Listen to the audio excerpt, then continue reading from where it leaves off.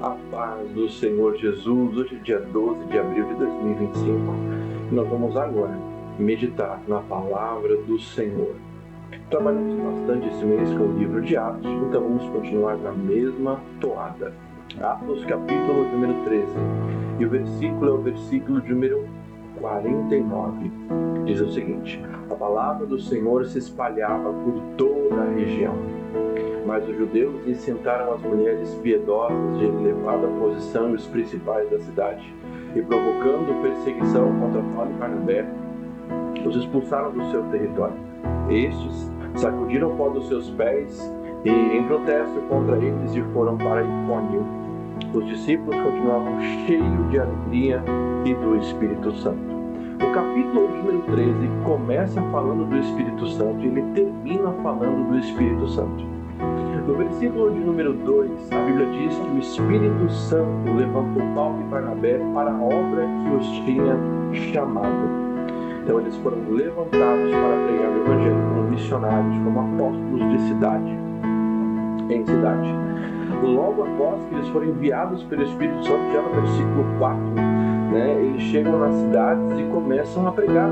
Eles pregam para as pessoas, eles pregam nas sinagogas, eles pregam para um homem muito importante, um governador daquela localidade, e as pessoas querem ouvir mais, e de repente, quando o capítulo vai se desenrolando, eles começam a ser perseguidos.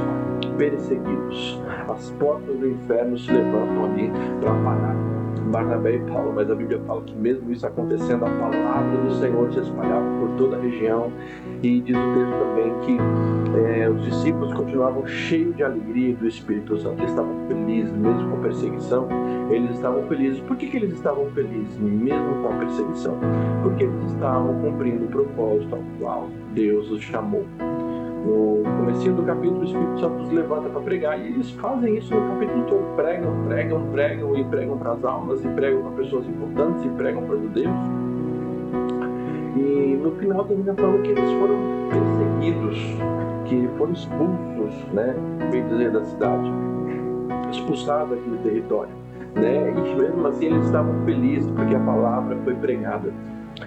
Hoje a igreja perdeu um pouco o seu sentido, as pessoas elas estão dentro da igreja sempre para receber algo, Não que Deus não possa fazer o que Deus não vá dar algo para nós, mas as pessoas não têm mais alegria no Espírito Santo de serem usadas por Ele, de estarem dentro do seu chamado, de executarem o chamado que Deus colocou nas mãos delas. As pessoas se envolvem em picuinhas e culpam os outros, mas porque fulano, porque Beltrano. Está na hora de parar com isso e exercermos o nosso chamado de pregar o Evangelho. Pregar o Evangelho não é pregar em cima de um púlpito, não é ensinar a igreja como um pastor faz, nem todos têm esse dom, mas é pregar o Evangelho a toda criatura. Talvez você está aí e já não sente mais a alegria do Espírito Santo. Por quê você não sente mais a alegria do Espírito Santo? Porque talvez você não esteja mais vivendo o seu propósito. O texto começa dizendo no versículo 1 que eles estavam jejuando, eles estavam orando, buscando a Deus. Então o Espírito Santo os levantou. Veja que é uma corrente, é uma cadeia de eventos. Estavam reunidos como igreja, estavam jejuando como igreja, orando como igreja. O Espírito Santo se manifestou na igreja, levantou um profeta e mandou Paulo e Barnabé serem usados na obra, e eles obedeceram, e eles pregaram e foram perseguidos. Estavam alegres porque estavam executando o seu chamado. Olha só para a tua vida hoje, para o teu coração, para o teu ministério. Por que você está na igreja hoje? Será que é só por uma porta de emprego? Será que é só por conta de que você precisa que algo aconteça na tua vida material? Que não seja assim.